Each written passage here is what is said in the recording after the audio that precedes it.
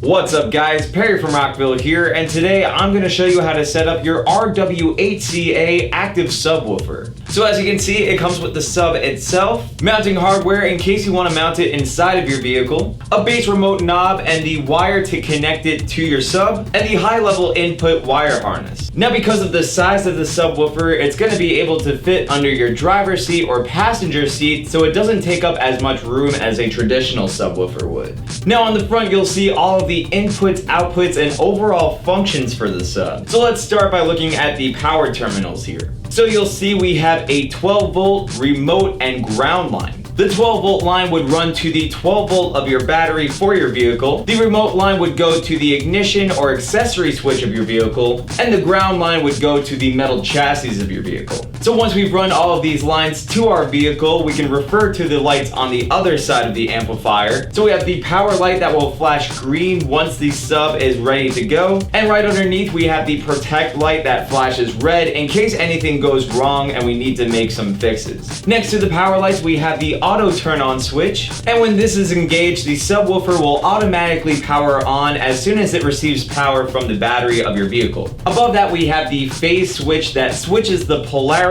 of the subwoofer from 0 degrees to 180 degrees. And this is meant to be used in case the subwoofer isn't in sync with the rest of your setup, so feel free to play with this switch in case the subwoofer doesn't sound in sync.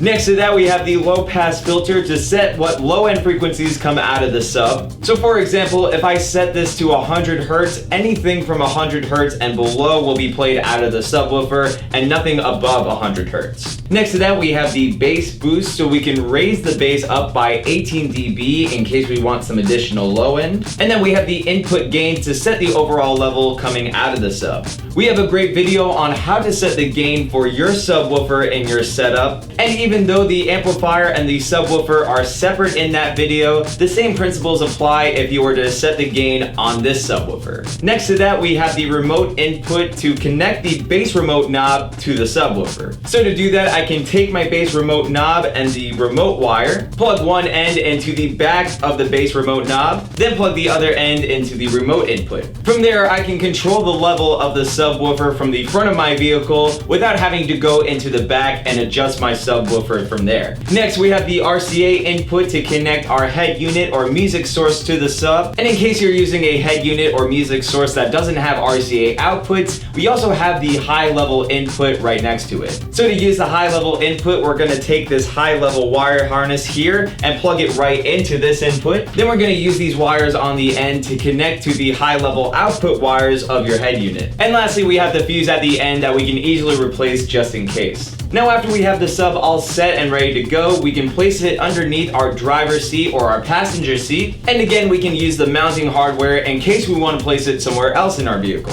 So hopefully this showed you guys how easy it is to set up your RW8CA active subwoofer, but of course if you have any questions, comments, or concerns, feel free to reach out to our customer support team through phone or email. As always, I'm Perry from Rockville, and we'll see you guys next time.